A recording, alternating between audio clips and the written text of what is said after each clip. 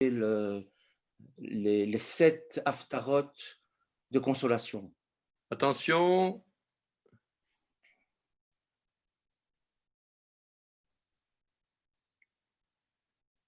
De consolation.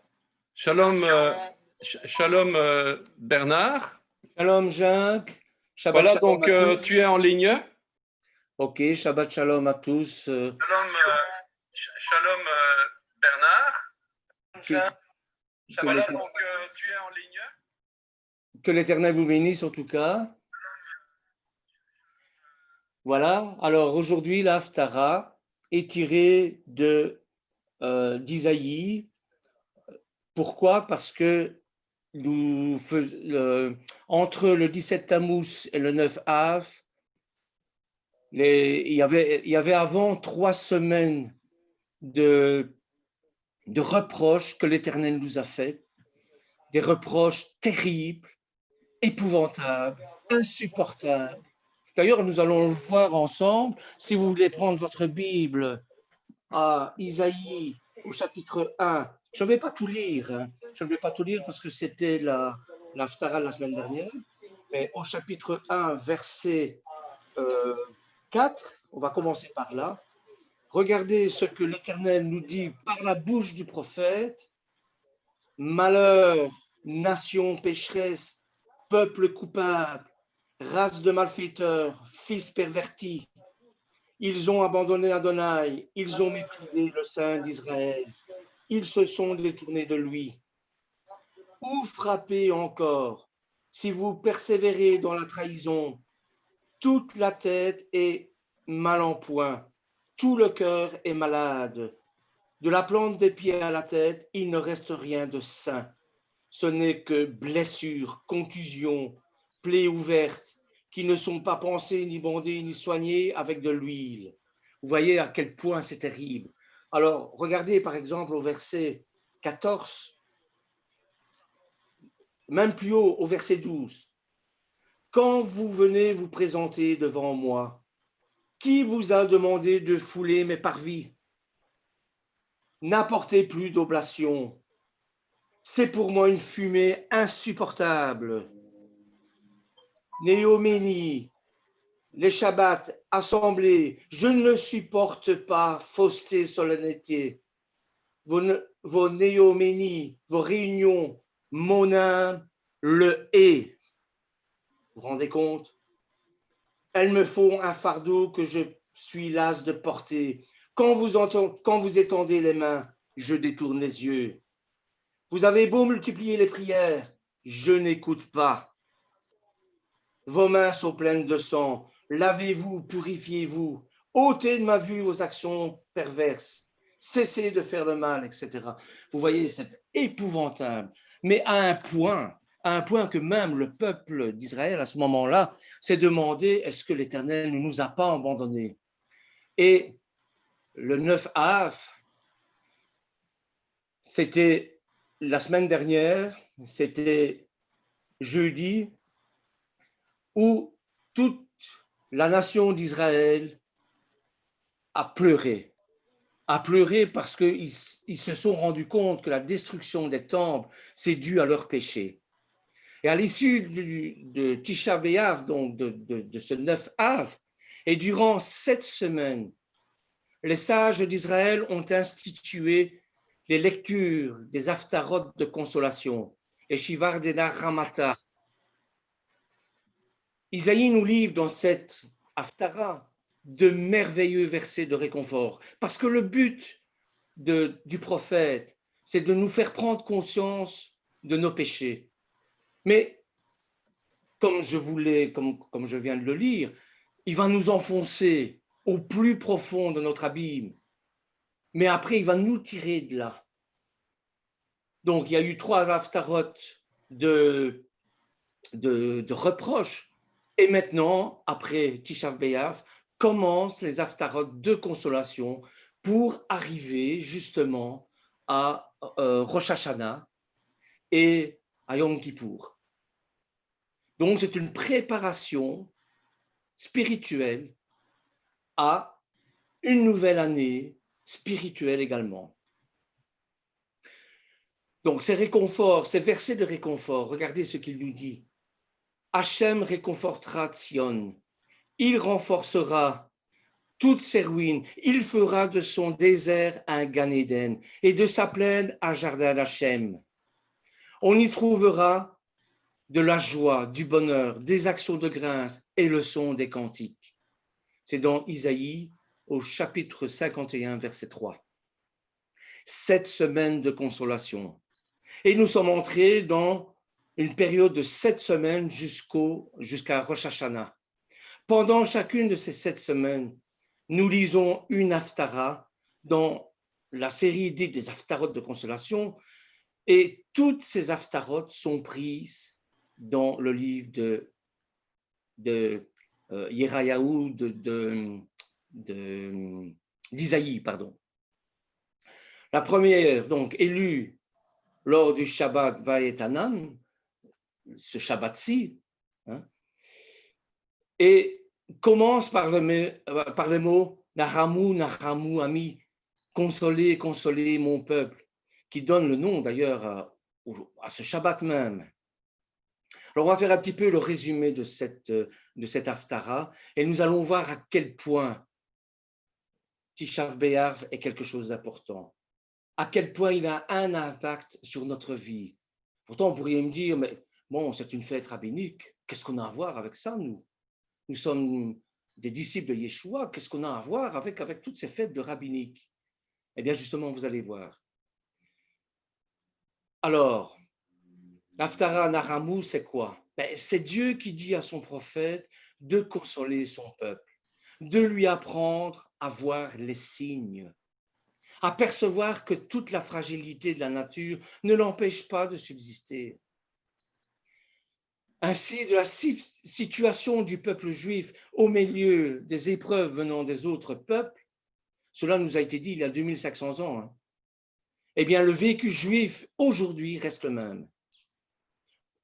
On veut les arracher à leur terre. Des empires puissants et immoraux dans leur délire de puissance, de commandement, de destruction, se succèdent les uns après les autres et prétendent décider de leur sort. Mais si nous regardons bien, nous verrons qu'ils ne sont rien et que Hachem nous consolidera à Jérusalem comme il l'a promis de le faire. Ils ne sont rien et nous ne sommes rien. Sur quoi avons-nous jeûné? Sur quoi pleurons-nous? À Tishav B'Av. Le Beth Amidash était la maison de Dieu en Eretz Israël. On y expiait nos péchés, nos fautes. Le Seigneur y attendait nos supplices. Nous étions proches de lui. Cette année encore, nous n'avons pas connu la délivrance, car notre génération n'est pas digne de Beth Amidash. Mais de quel Beth Amidash je parle? Des pierres? Vous allez comprendre. C'est sur cela que nous avons pleuré et que nous pleurons encore, parce que des troubles se profilent encore à l'horizon. Nous sommes dans les derniers temps. Yeshua est à notre porte. Les tribulations vont arriver. Alors ces tribulations il va y avoir des milliers de décrets qu'on va devoir subir, comme le peuple juif a dû subir durant 2000 ans. Tishav B'Av, le 9 Av, c'est quelque chose de terrible. Dieu aurait pu construire le temple cette année, et même en ce moment, mais il ne l'a pas fait. Yeshua n'est toujours pas là. Dieu aurait pu faire descendre son temple du ciel, selon la prophétie d'Ereskel. Il ne l'a pas fait. Le Mashiach aurait pu se dévoiler, mais on est encore qu'aux prémices. C'est ce que, pour moi en tout cas, c'est que nous ne méritons toujours pas qu'il vienne. Nous ne sommes pas encore assez repentis. Ce qui signifie que même si Jérusalem avait été reconstruite, il y avait un temple en ce moment même, il aurait été à nouveau détruit en raison de nos péchés. de nos iniquités. Alors nous pleurons et nous avons jeûné. Et j'ai jeûné avec le peuple d'Israël jeudi sur notre propre destruction, sur ma propre destruction, sur la destruction du temple qui continue jusqu'à présent à cause de mes nombreux péchés, sur la destruction de notre temple, car nous sommes le temple de l'Esprit Saint. Et nous continuons à pécher. J'ai jeûné et je suis en deuil en raison de cette destruction qui a eu lieu et qui persiste, cette destruction qui a marqué le début de 2000 ans d'exil et qui continue à ce jour. Je parle de l'exil spirituel dans lequel nous nous trouvons aujourd'hui. Ceci est la destruction de nos pères et de nous-mêmes et la douleur que je ressens sur tout ce qui a été perdu, sur tout ce que je perds. Je m'en souviens et je supplie l'Éternel de pardonner à mon peuple et à moi-même et de restaurer sa gloire d'avant. À Tisha B'Av, pleure pas ce qui est arrivé, mais seulement sur ce qui est. Nous pleurons sur nos péchés, sur le fait que le temple n'a pas encore pu être reconstruit cette année. Je parle de ce temple spirituel, pas un temple de briques, de pierres. Non. Je pleure pour la délivrance qui nous attend depuis des milliers d'années de tourments. J'attends, et j'espère que vous aussi avec impatience, le retour du Mashiach. Je pleure sur la Shoah que nous avons endurée chaque année. Nous repoussons l'échéance, nous la laissons de côté et nous continuons comme si de rien n'était. Est-ce qu'on va un jour prendre conscience de ce que nous avons fait? Aujourd'hui, il n'y a nulle part où aller. Le souvenir se dresse devant nous, le souvenir de tout ce que nous avons vécu. La Shoah et les milliers d'autres tragédies, et les tragédies qui vont encore venir, les pogroms, les massacres, tous ont concouru à nous tourmenter depuis des milliers d'exils. Alors comment ne pas pleurer sur Tisha B'Av? Quand la vraie source de tous nos problèmes n'est pas un accident tragique qui a eu lieu et a disparu, mais un événement qui est toujours en cours et a marqué notre destin et marque encore notre destin et auquel se sont joints mille et mille ans.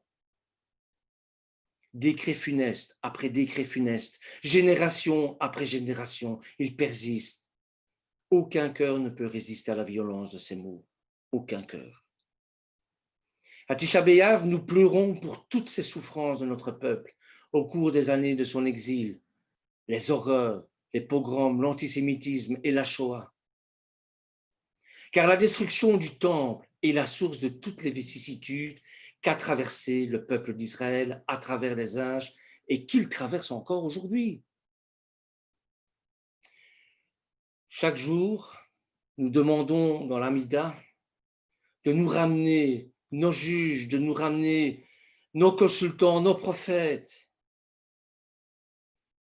Depuis la destruction du temple, la prophétie n'a plus eu cours en Israël. Les prophètes ont disparu.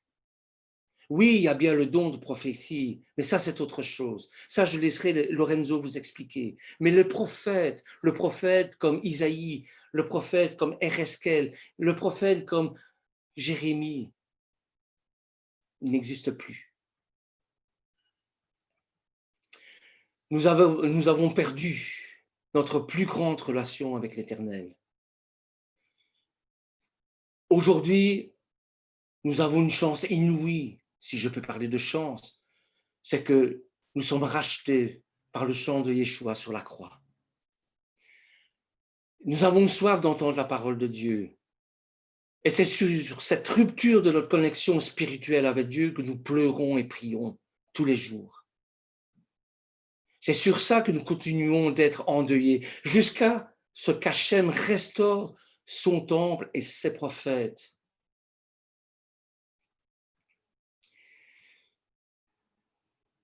savez combien de prières restent vaines. Tous ces mots viennent d'une même source, la perte de notre relation directe avec le Créateur depuis la destruction du Beth-Amikdash. Dieu sait ce qu'il fait et ne nous abandonne pas. Et tout ce qu'il fait est pour notre bénéfice, pour notre bien. Mais tous ces desseins nous sont cachés depuis l'exil. C'est ce esterpanim, comme ils disent, ce dévoilement divin, ce voilement divin dont parle Paul, dont nous parle la Torah. Et moi, je cacherai ma face en ce jour pour tout le mal qui a été fait. Devarim 31. On est en plein dans le livre de Devarim, là. Quand ta papa est caché, il reste encore présent et nous protège toujours. Simplement, nous ne le voyons pas. Nous avons perdu notre lien direct avec le Créateur. Nous avons Yeshua, heureusement, qui lui nous conduit au Père. Et par son intercession, nous pouvons demander, nous pouvons implorer l'Éternel. Yeshua, comme Jacques le disait tout à l'heure, lui, il peut demander à l'Éternel et ça lui sera accordé. Pourquoi? Parce qu'il est de la même nature divine que Adonai. Mais nous sommes des pécheurs, des hommes pécheurs. Nous pouvons implorer la miséricorde à travers Yeshua et ça va nous être accordé. C'est notre propre destruction que je pleure sur le voilement divin.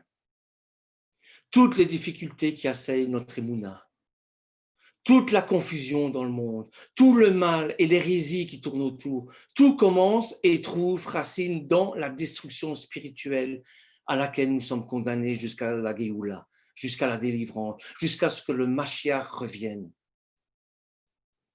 Il est à nos portes, mais il n'est pas encore là. C'est pourquoi je pleure à Tisha B'Av avec mes frères dans la foi, mes frères juifs. Je pleure sur la difficulté de me reconnecter à la Torah, au mitzvot que j'ai tant de mal à accomplir.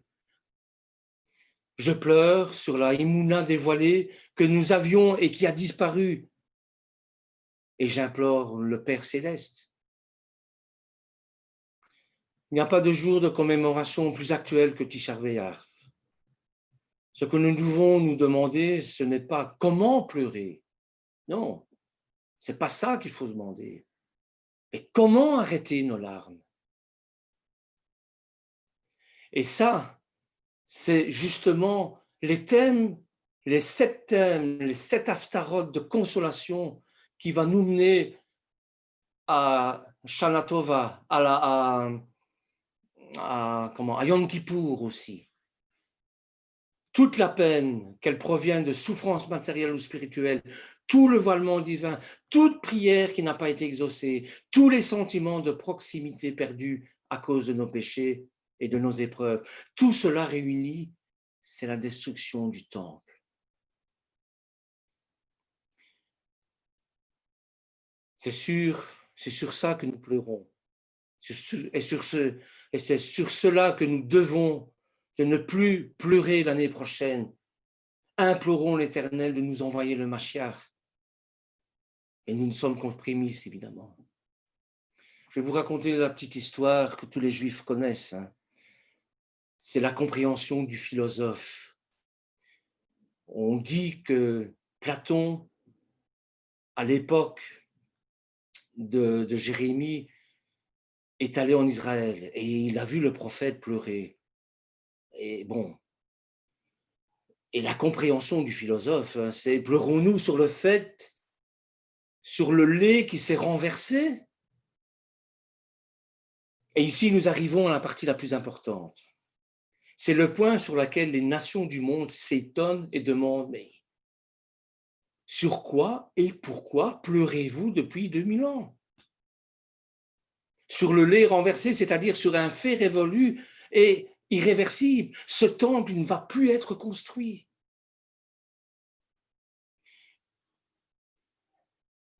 Après la destruction du premier temple, donc le célèbre philosophe Platon est venu de Grèce et a visité Jérusalem. selon les sources historiques. Platon a en effet voyagé en Asie et s'est probablement aussi rendu à Jérusalem. Et l'histoire dit que le philosophe a rencontré le prophète Jérémie et le vit pleurer et porter le deuil du temple détruit, le Tisha B'Av. Platon se tourna vers le prophète d'un air interrogateur et lui demanda « Comment un grand singe juif comme toi peut-il pleurer sur des arbres et des pierres? Ne comprends-tu pas qu'il est inutile de pleurer sur le passé ?» Jérémie a demandé en retour « Tu es philosophe, parle-moi de questions philosophiques. » Il y en a un autre aussi, 500 ans plus tard, on lui a montré une pièce et qui a dit « Rendez à César ce qui est à César et à Dieu ce qui est à Dieu ». C'est un petit peu le même raisonnement que Jérémie fait à Platon. Parle-moi de choses que tu connais, c'est-à-dire la philosophie. Moi, je te parlerai de ce que je connais, c'est-à-dire de Dieu. Et Platon a donc évoqué des questions de philosophie compliquées, n'ayant pas de solution, puis lui a posé des questions difficiles. Et à sa grande surprise, le prophète Jérémie a résolu question après question et a répondu fermement et clairement à toutes les questions philosophiques.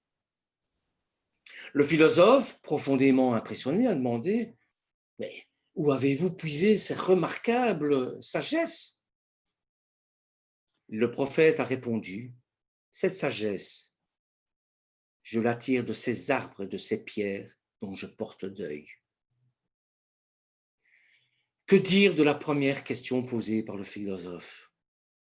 À cette question, le prophète Jérémie a répondu à Platon. Tu m'as demandé comment il se peut qu'un sage juif pleure sur le passé. Malheureusement, je n'ai pas pu te répondre parce que tu ne comprendrais pas la réponse. Rendez à César ce qui est à César et à Dieu ce qui est à Dieu. Le philosophe, malgré sa grande sagesse, était loin d'une relation personnelle avec l'Éternel.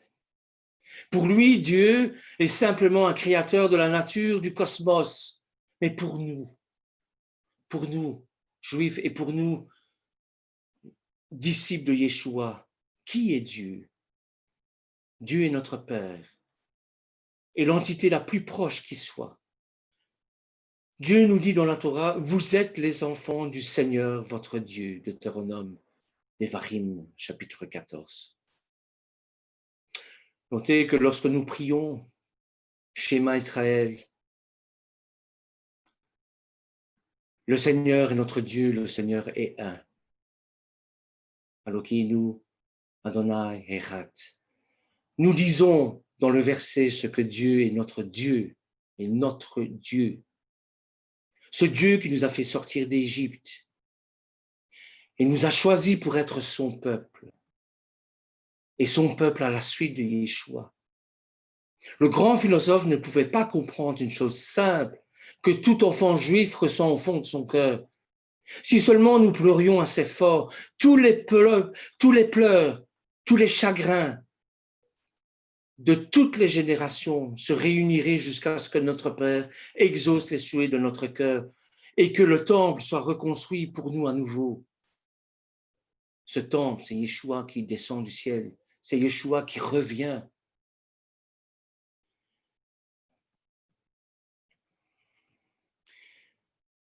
Toute personne, cela signifie que nous ne pleurons pas pour le lait renversé, pour ce fait révolu, pour ce tas de pierres qui est aujourd'hui le temple de Jérusalem, enfin du moins ce qu'il en reste, mais nous pleurons pour notre avenir véritable et tangible. Grâce à notre Dieu, nous mériterons un nouveau temple qui va bientôt se manifester. Du moins, c'est mon espérance. Cette chose-là, le philosophe ne peut le comprendre précisément parce qu'il est un philosophe et pas un enfant de Yeshua, un disciple de Yeshua. Nous, fils et filles de Dieu, comprenons que nos prières se joignent ensemble et qu'il y a un espoir dans le peuple d'Israël, précisément parce que nous implorons Dieu à travers Yeshua. comme des enfants et non comme des philosophes. Aujourd'hui, nous implorons notre Père qui est aux cieux. Et dans le verset 41 à 48 de Luc, Luc nous montre certains aspects de la personnalité de Yeshua. Il nous parle de sa compassion lorsqu'il pleura sur la ville sainte. Je n'ai pas de texte le prouvant, évidemment, mais je suis certain que lorsque Yeshua a pleuré sur la ville, sur Jérusalem, c'était le 9 Av. De son jugement, lorsqu'il rencontre dans le temple et se met à chasser ceux qui le profanaient, et finalement de son autorité lorsqu'il répond aux questions des scribes et des pharisiens. Luc fait une description très brève de ce qui se passe dans le temple, mais on peut trouver plus de détails chez Marc, au chapitre 11, versets 15 à 17, je n'ai pas le temps de les reprendre, en Matthieu 21, au verset 12 à 13, à Jean, au chapitre 2, versets 13 à 16, vous irez lire par vous-même. On comprend que le temple de Jérusalem était pour le juif à l'époque le seul temple de l'unique Dieu. Et pourtant, l'Éternel a permis que ce temple soit détruit à cause de nos iniquités. Dans toutes les villes existaient des synagogues. Ces synagogues, ça servait à se rencontrer, à lire la Bible, à chanter les psaumes. Mais seulement au temple, les prêtres offraient des sacrifices et célébraient le vrai culte. L'accès au temple était réservé aux prêtres. La multitude s'agglomérait tout autour, dans les corridors, pour vendre et acheter des animaux pour les sacrifices. Yeshua a voulu chasser les vendeurs dans le temple de la même façon qu'il a voulu chasser les démons, c'est-à-dire pour le purifier.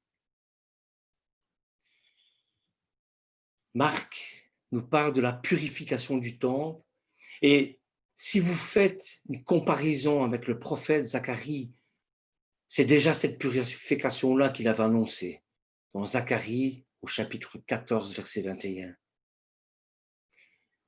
Yeshua réalise cette purification à sa manière, en chassant les marchands du temple.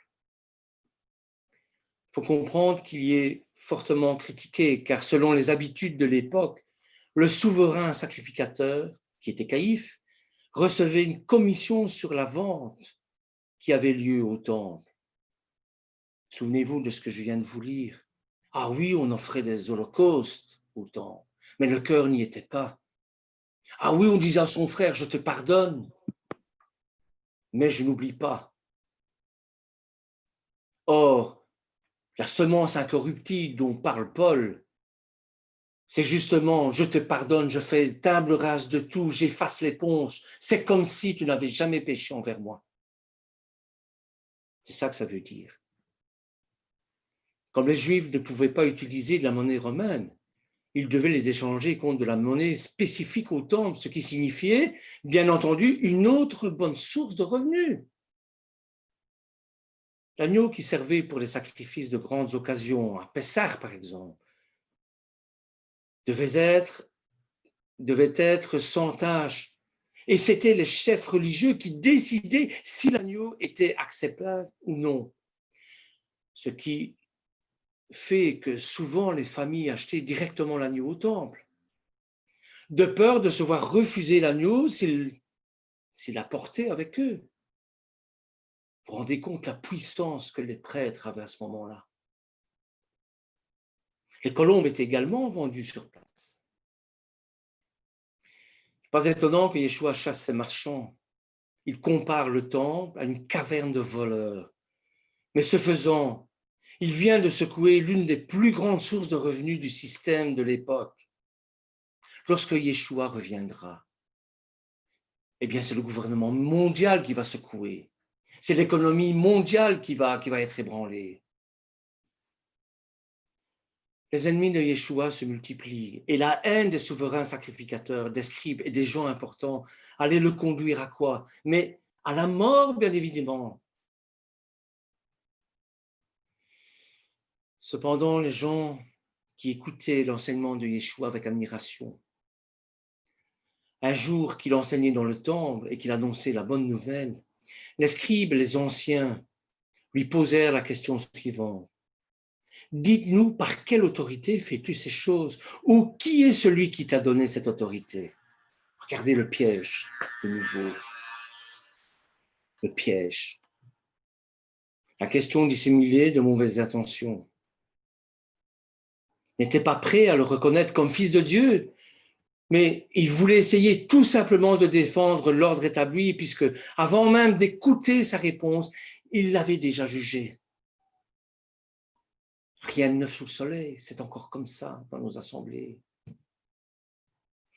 Yeshua avait tout compris.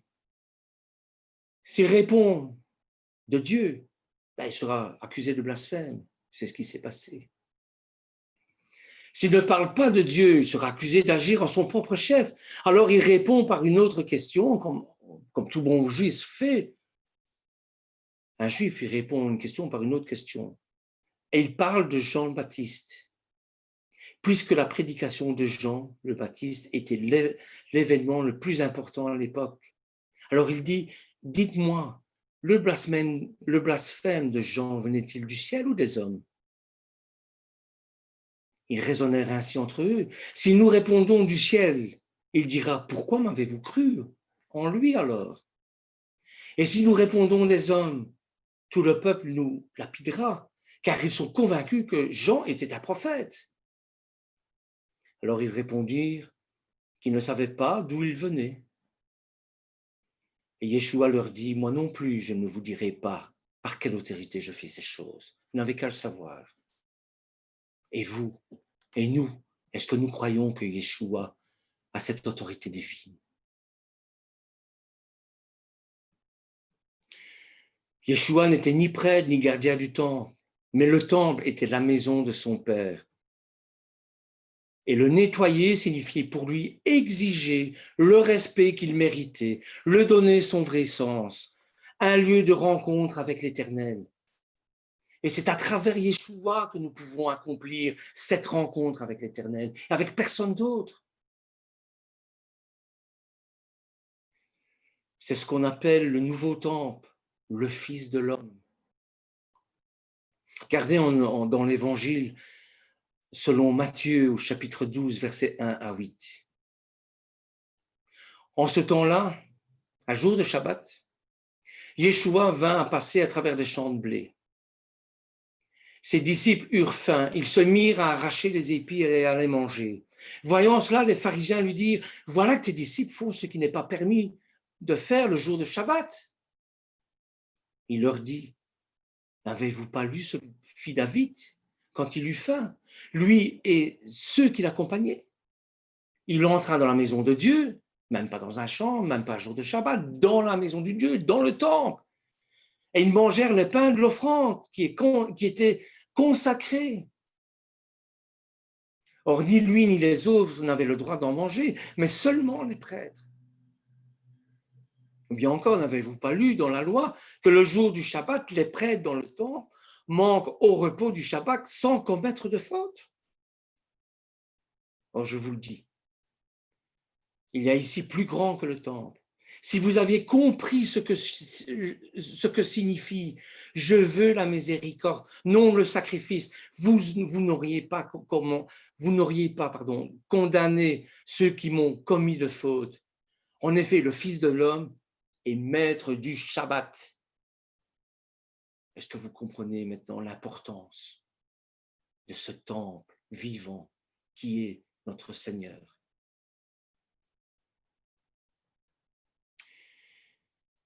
Je terminerai par une brève prière. J'aurais dû la commencer, cette étude, par la prière, mais je vais la terminer par cette prière.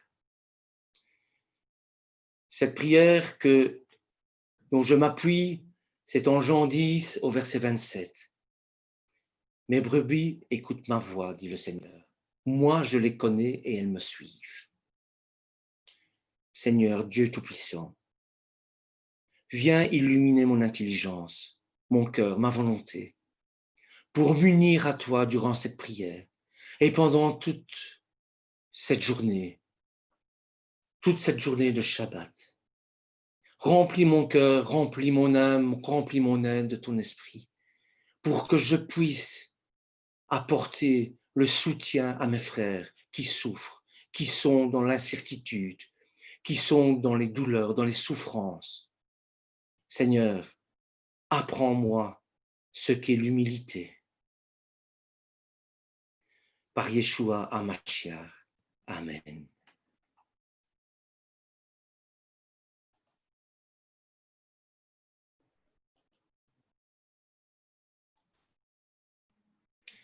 Voilà, que l'Éternel vous bénisse. Je vous souhaite d'ores et déjà un Shavuot. Soyez bénis, que cette semaine soit remplie de bénédictions. Et haut les cœurs, Yeshua est à nos portes. Amen. Merci Bernard. Lorenzo est en ligne. Apparemment, il ne répond pas à son micro. Ah, voilà. Ok. Shabbat Shalom, Jacques. Shabbat Shalom, les Koulam.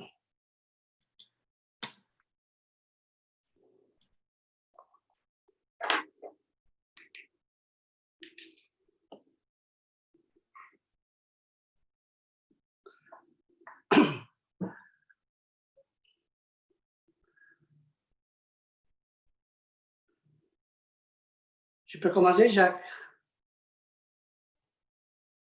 Oui, Lorenzo, tu peux y aller. Ok. Voilà. Shabbat Shalom, les Koulam. Shabbat Shalom pour ceux qui nous suivent par Internet.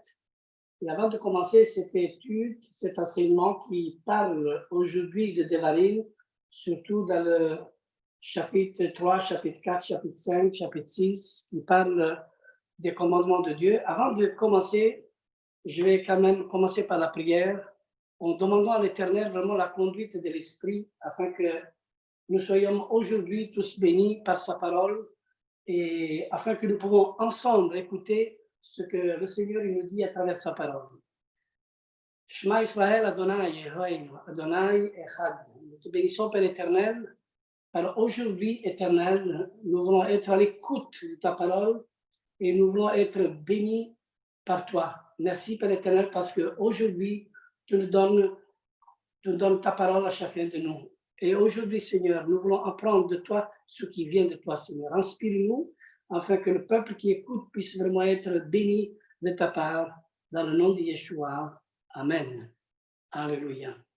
Eh bien, les paroles que le Seigneur a mis dans mon cœur aujourd'hui, c'est de vous parler justement des commandements de Dieu, justement de tous ces commandements que Dieu a donnés à Israël afin que Israël puisse donner aussi au monde la vocation que Israël a reçue. Quelle est la vocation qu'Israël a reçue de la part de l'Éternel? C'est de faire connaître au monde qui est le vrai Dieu. C'est Israël qui transmet au monde la bénédiction et les promesses de l'Éternel. D'ailleurs, la Bible dit que tous ceux qui béniront Israël seront bénis, parce que Dieu a voulu choisir un peuple pour bénir toutes les nations. Et aujourd'hui, plus que jamais, il y a des croyants de toutes dénominations qui commencent à comprendre qu'il faut bénir Israël. Il faut venir vers la racine d'Israël. Il faut s'attacher à Israël, à la racine, et dire, voilà, c'est le peuple de Dieu, le peuple choisi, le peuple élu, et moi, je m'engage vraiment à être à côté d'Israël. Et plus que jamais aujourd'hui, beaucoup de croyants reviennent à leurs racines, et beaucoup de croyants, ils se disent, non, je vais soutenir Israël, je me mets à côté de ce peuple, et c'est ça qui doit s'accomplir. Si nous, tous les croyants, si dans le monde entier, les gentils des nations prient pour Israël, intercèdent pour le peuple de Dieu et invoquent vraiment l'Éternel, Dieu fera ce miracle de faire revenir son peuple dans la terre promesse. Et en effet, c'est Israël qui doit acclamer le Mashiach pour que lui vienne. C'est Yeshua lui-même qui a dit, vous ne me verrez point jusqu'au moment que vous ne disiez Baruch haba Beshem Adonai. Qui doivent crier, qui doivent donner ce cri, qui doivent crier comme ça, c'est Israël, c'est le peuple qui doit vraiment proclamer, acclamer justement le Mashiach et dire viens Seigneur Yeshua. D'ailleurs, il y a quand même une grande partie d'Israël qu'aujourd'hui commence à comprendre, et c'est le temps vraiment que Dieu a fixé dans sa propre autorité, maintenant qu'une partie d'Israël commence à venir à lui, et ça je le vois dans le monde entier, parce qu'il y a déjà des groupes messianiques qui développent vraiment du travail vraiment sensationnel au milieu du peuple juif. Et je peux le dire comme témoin parce que j'ai fait partie pendant une année de ce groupe et je vois que des juifs orthodoxes commencent à donner le cœur à Yeshua. Alléluia. Eh bien, je vais ouvrir justement Deutéronome chapitre 4 et voilà qu'est-ce qu'il dit le premier passage, le premier verset, jusqu'au verset 2. Maintenant, Israël, écoute les lois et les ordonnances que je vous enseigne. Mettez-les en pratique afin que vous viviez et que vous entriez en possession du pays que vous donne l'Éternel, c'est-à-dire la possession du pays, la possession du royaume. C'est dans ce pays que le royaume va être établi. D'ailleurs, constamment, justement, le peuple juif parle du royaume d'Israël. Et même les disciples lui ont dit, Seigneur, quand tu vas rétablir le royaume d'Israël, voulons dire, quand tu donneras en possession le pays que tu nous as promis, afin que nous pouvons mettre en pratique les lois, les préceptes, les prescriptions, afin que toutes les nations puissent vraiment être bénies. C'est ça qui dit Ésaïe, que de Sion sortira la loi, de Jérusalem la parole de l'Éternel, et toutes les nations afflueront à Jérusalem pour être bénies, pour entendre les commandements de Dieu, pour entendre justement quelle est justement la volonté de l'Éternel. En effet, il faut que le roi il vienne avec ses élus, qu'il vienne avec ses fidèles, qu'il vienne avec ses serviteurs pour établir le royaume. Et quand on parle d'un royaume, on parle qu'un roi, il doit être là. Et la mission du Messie comme roi n'est pas encore accomplie. Mais il va l'accomplir quand lui il va venir ici sur cette terre pour donner au monde entier la véritable paix que le monde n'a pas. Aujourd'hui, on suit un monde avec ses règles, on suit un monde avec ses justices humaines, ses règles humaines, et rien ne va pas. Rien ne va plus. Mais quand le Messie va venir, lui qui est le roi, il vient avec ses lois.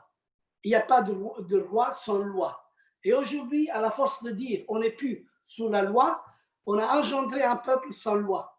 Et c'est ça, justement, un peu le déraillement, on va dire, à quelque part. Hein, parce que quand on arrive à dire je ne suis plus sous la loi, hein, et justement, ça c'est un mot qu'il ne faut pas dire, justement, parce que si on n'a pas la loi, on ne pourra pas connaître le péché dans lequel nous sommes.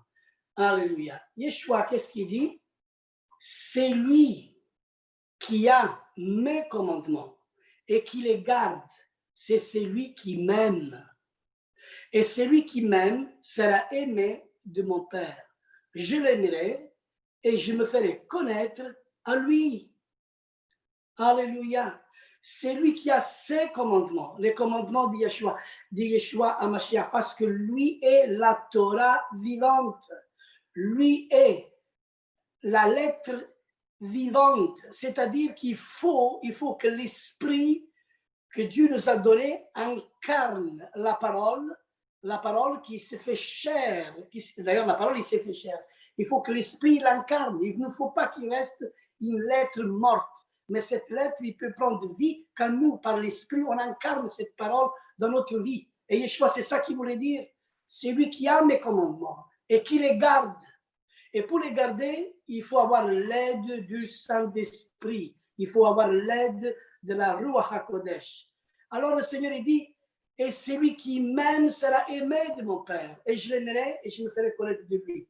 Et ici, nous avons une définition, la définition de notre amour pour Dieu. nous pouvons ajouter qu'à l'époque de Yeshua, il n'y avait que les textes de l'Ancien Testament. Il y avait ça avant. Or, il dit à ses disciples, qu'est-ce qu'il dit à ses disciples? C'est lui donc qui supprimera l'un de ses plus petits commandements et qui enseignera aux hommes à faire de même, sera appelé le plus petit dans le royaume des cieux. Mais celui qui observe, mais celui qui les observera et qui enseignera à les observer, celui-là sera appelé grand dans le royaume de Dieu. En effet, c'est le royaume qu'il faut prêcher. Aujourd'hui, c'est vrai qu'on prêche le salut, mais il faut prêcher le royaume pour régner avec le Mashiach. On sait bien que le salut est inclus dedans. La parole de Dieu, il dit, le salut appartient à celui qui est assis sur le trône et à l'agneau. Mais celui qui prêche la bonne nouvelle du royaume, est-ce que c'est la bonne nouvelle du salut? Bien sûr que oui, il est intégré, mais il faut prêcher la bonne nouvelle du royaume que lui va rétablir ici sur cette terre et que Yeshua va donner le royaume à Israël. Et aujourd'hui, malheureusement, il y a une grande incompréhension dans tout le monde croyant. Et c'est là qu'il faut se demander quel est le rôle, quel rôle et quel esprit, quel rôle et quel esprit. C'est-à-dire le rôle de la loi, quel est. Alors, laissez-moi vous dire, quand l'Éternel a donné les lois le jour de Shavuot sur le Sinaï, un de ses objectifs était de transformer le peuple d'Israël en nation. C'est-à-dire que le peuple d'Israël, il ne pouvait pas être transformé en nation si les 10 paroles ne soient pas données. Et pour qu'ils soient vraiment transformés, il faut les inscrire dans le cœur. Et c'est ça l'objectif, de transformer le peuple d'Israël en nation. Il fallait des lois pour le bien de cette nation de sacrificateurs, comme le souhaitait l'Éternel. Les 10 paroles sont d'ailleurs des fondements aujourd'hui universels. Et un des rôles de la loi était également de révéler le péché de l'humanité. Car sans loi, il n'y a pas de péché. Écoutez-moi, regardez, c'est Paul qui dit dans Romains chapitre 5, verset 13, je lis, car jusqu'à la loi, le péché a été dans le monde. Or, le péché n'est pas imputé quand il n'y a point de loi. Dit le verset 13. La loi a donc permis de révéler la nature pécheresse de l'homme et la nécessité de sacrifice pour le pardon et la réparation. Jamais personne n'a pu accomplir parfaitement la loi de Dieu, sauf Yeshua à Mashiach. Il n'y a que lui qui pouvait l'accomplir parce que lui-même est la loi divine, la parole divine. Par conséquent, tous les hommes étaient condamnés à mort par la loi, mais sauf Yeshua. Or, s'il a donné sa vie à notre place, c'est pour que nous soyons libérés de la condamnation de la loi, dit l'Écriture. La loi n'a plus de pouvoir de condamnation sur nous. Nous sommes graciés maintenant. Ce n'est pas pour autant que la loi a disparu. Non. Mais son rôle change. Il y a un changement de rôle, car nous devons comprendre quel est le reflet de ce que l'Éternel désire pour notre bien.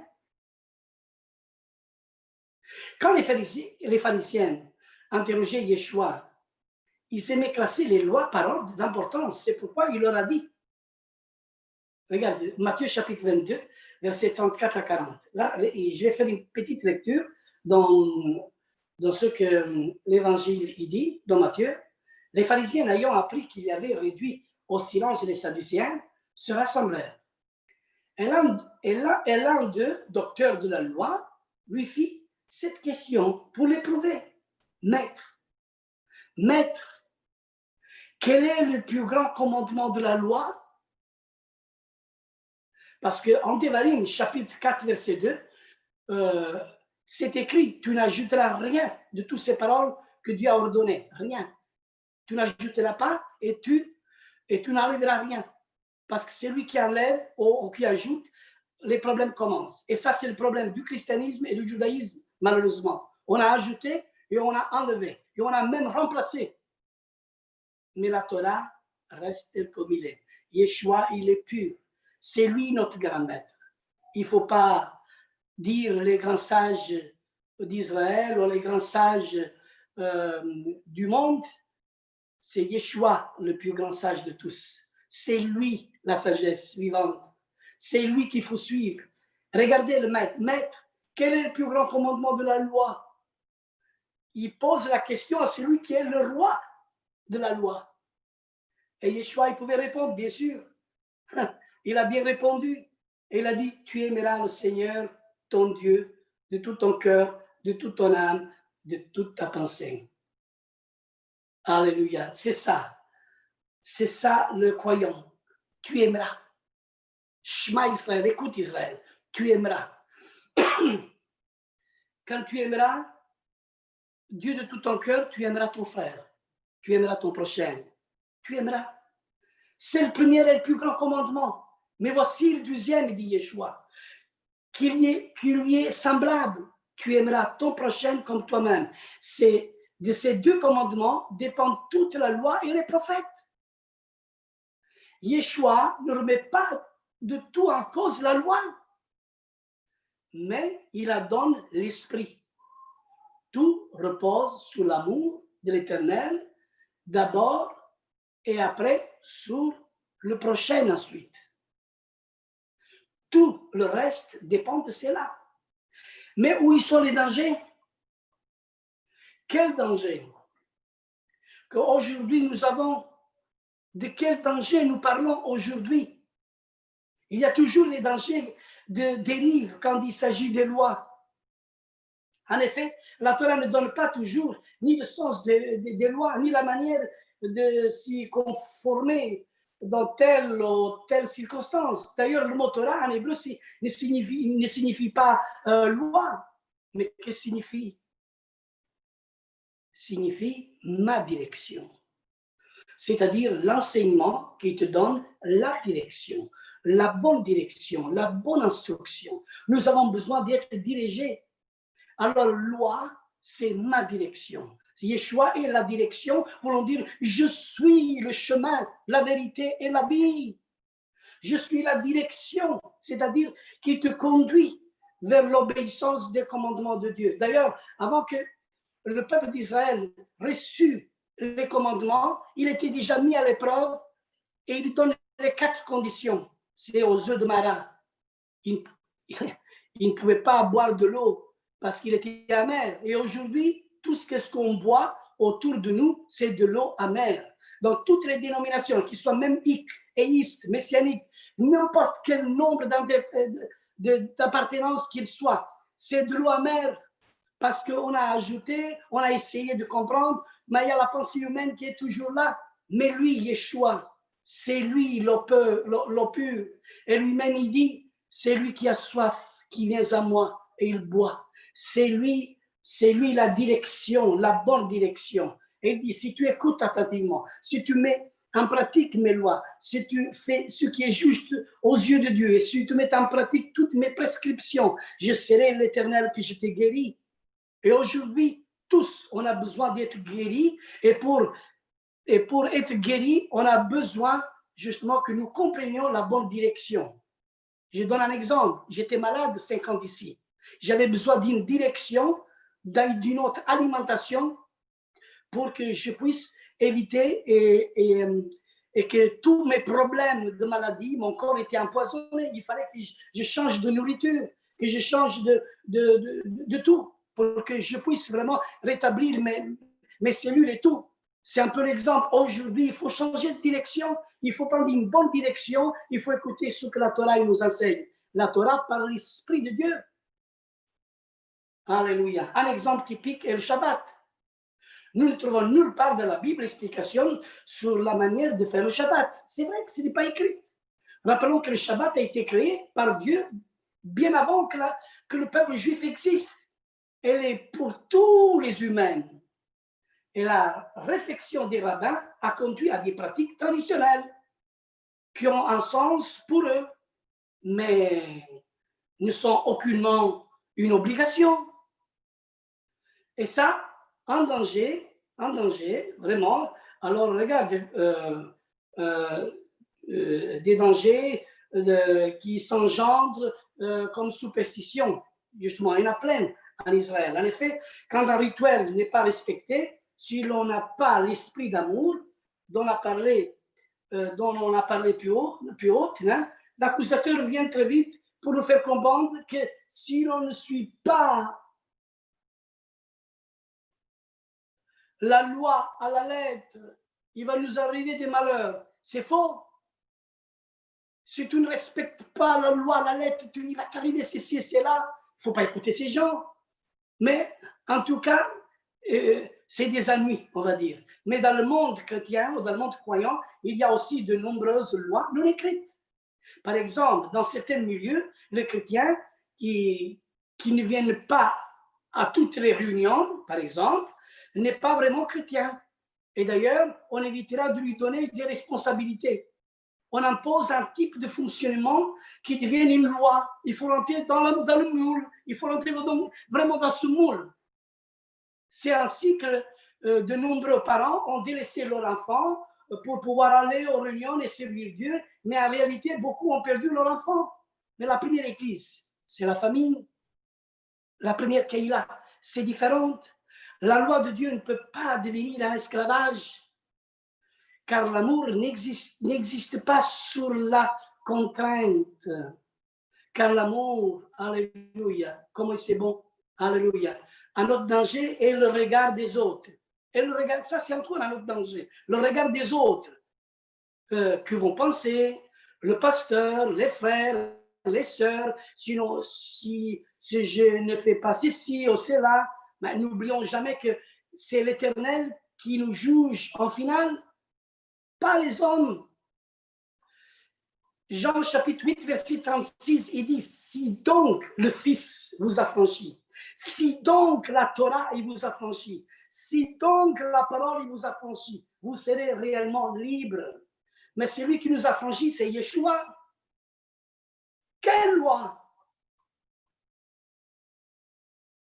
Il est tellement tentant de faire une liste de règles et de s'y conformer pour entrer dans un moule protecteur en se disant Dieu sera content et nous serons en paix, bénis. C'est une façon d'acheter l'amour de Dieu.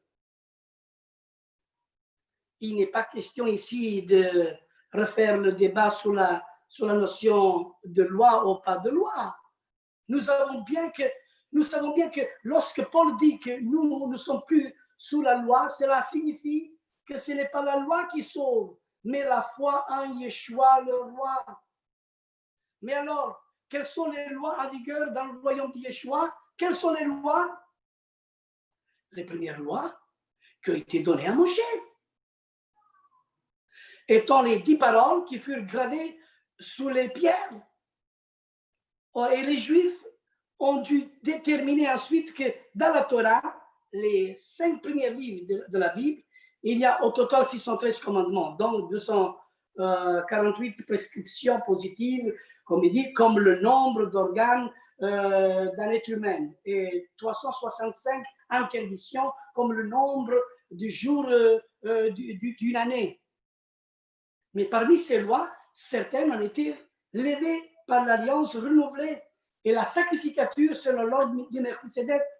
Toute loi qui n'a pas été abolie par la nouvelle alliance est toujours en vigueur. Et certains diront que toutes les lois ont été abolies. Toutes les lois sont été maintenant. Ce qui est faux et ce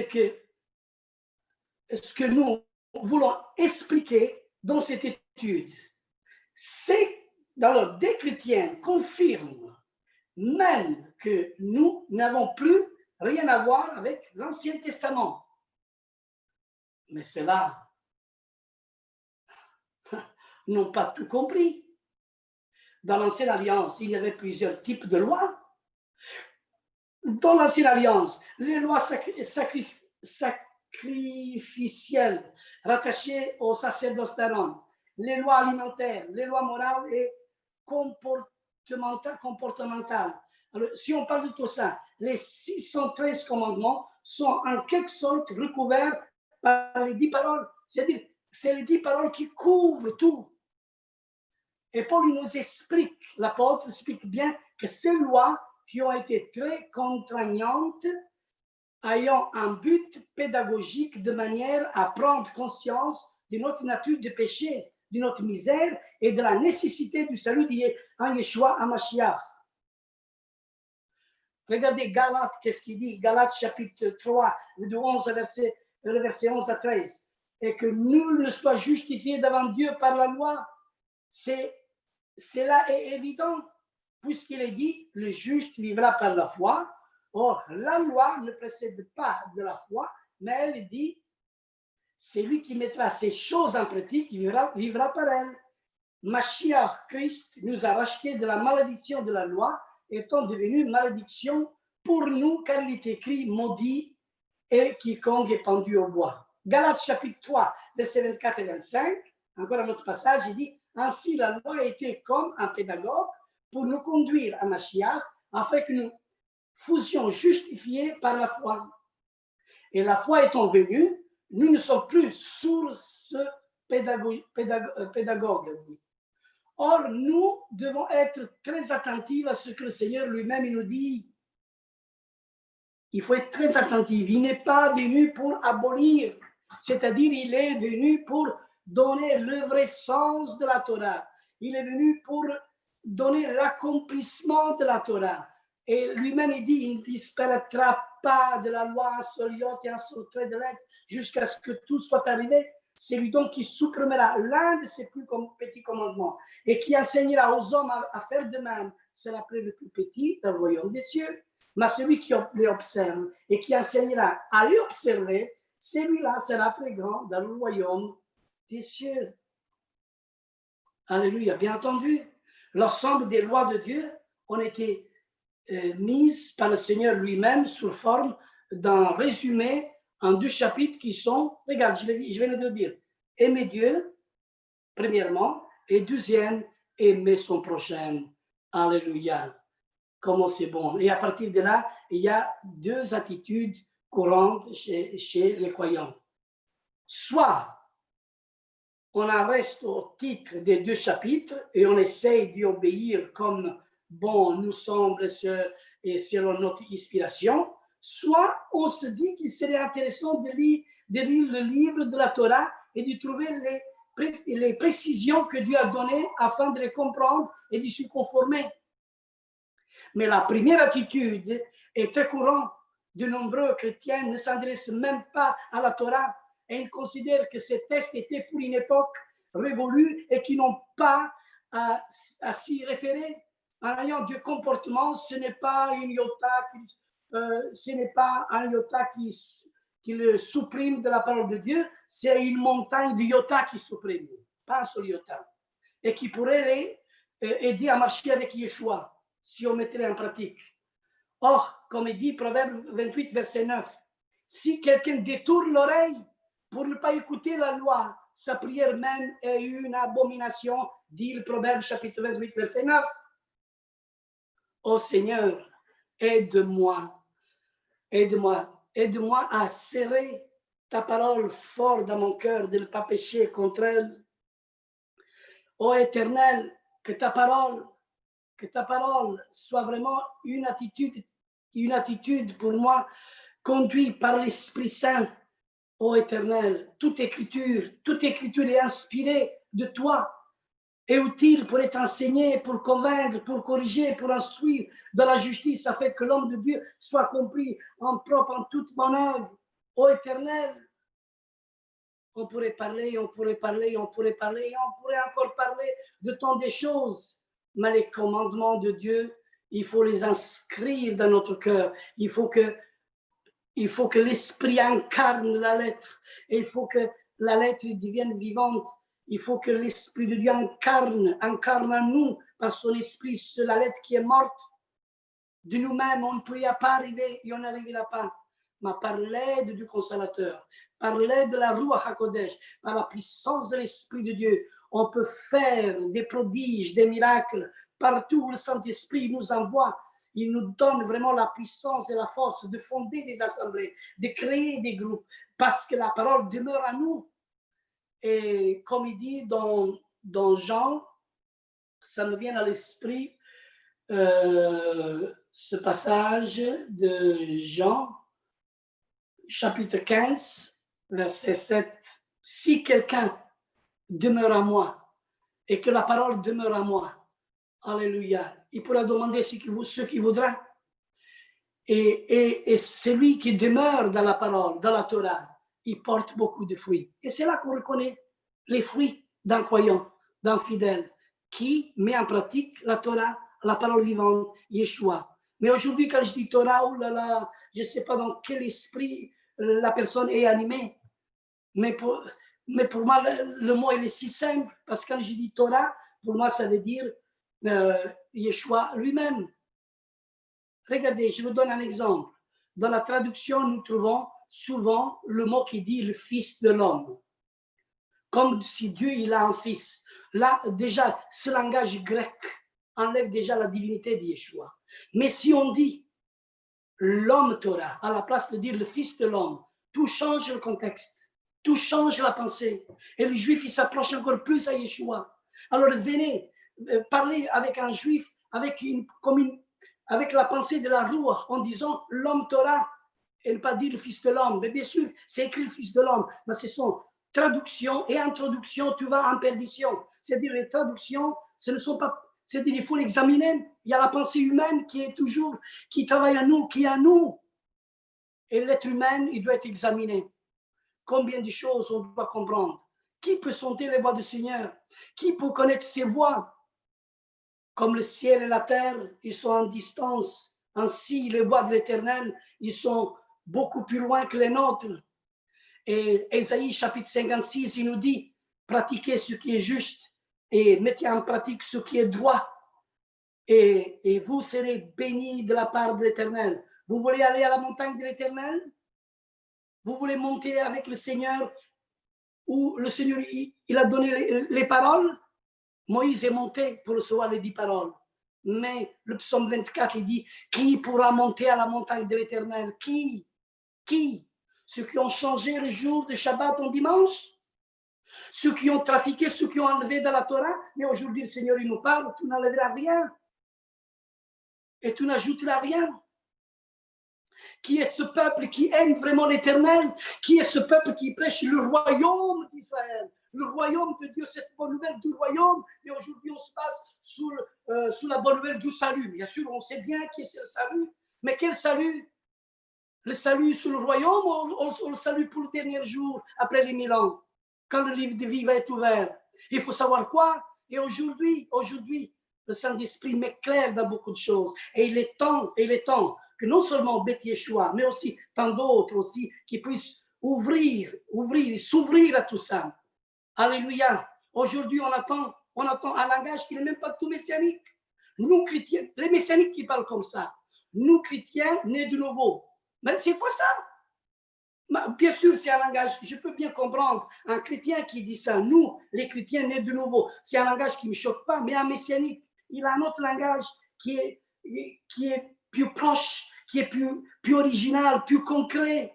Essayons de voir un peu comment Dieu veut nous conduire dans son royaume. Ô Éternel, que l'Éternel qui nous fasse grâce. Oh oui, je me calme. Je m'arrête là. Parce que je vois que l'heure est passée et que le Seigneur vraiment puisse bénir tous ceux qui nous ont écoutés afin qu'ils puissent venir à l'enseignement du pasteur qui a été choisi de la part de l'Éternel.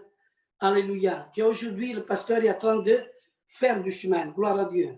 Une petite communauté juive messianique qui s'est établie maintenant en France. Alléluia. 3 familles juives qui sont déjà installées. Gloire à Dieu. Ça, c'est toute la gloire à l'Éternel. Mais on répond aussi avec les Vénézuéliens, Kayla International, l'île de la Réunion, il y a tant de témoignages, tout parce qu'on veut servir la Torah. Et tous ceux qui veulent suivre la voie de la Torah, ils suivent Yeshua HaMashiach. Restons unis dans l'unité. Restons unis, s'il te plaît, dans l'unité de l'esprit. Et écoutons les loin de Dieu. Les loin de Dieu. Pas ceux qui sont loin, mais ceux qui sont loin de Dieu. Parce qu'à la place de dire qu'on est loin, on est très loin des fois, très loin de comprendre les choses. Mais le loin de Dieu, hein, qui est vraiment tout près de Dieu, qui n'est pas loin, très loin, c'est le jeu de mots, on va dire. Hein. Écoutons la voix de l'Éternel. Que l'Éternel vraiment puisse nous donner à nous le discernement de comprendre les Écritures et qui nous donne aussi la sagesse afin que les nations puissent voir en nous que nous sommes un peuple qu'on suit l'Éternel et que toutes les nations puissent dire ça c'est un peuple intelligent. C'est ça que c'est dans la Torah. Ça c'est un peuple intelligent parce qu'il nous parle des Écritures de Dieu. Vous savez qu'est-ce qu'il dit Isaïe chapitre 2? Car de Sion sortira la loi et de Jérusalem la parole de l'Éternel. C'est là quand les branches naturelles ils vont retrouver leur propre olivier, c'est là qu'il va y avoir la résurrection des morts. C'est eux qui vont prêcher l'évangile du royaume. C'est eux qui vont parler la bonne nouvelle du royaume par après. Et ça va être la vraie, la véritable, parce qu'ils ont trouvé le Mashiach. Mais aujourd'hui, qui connaît ce Mashiach concret et vrai dans sa nature juive, d'un Messie juif, de la manière comme j'essaye de le présenter, et qu'aujourd'hui, même au milieu de nous, il y a du mélange. Et que la chose plus horrible que Dieu nous dit, écartez-vous du mélange, parce que c'est très dangereux. Que l'Éternel vous bénisse, qu'il nous bénisse. Merci. Shalom à tous. Shalom. Amen.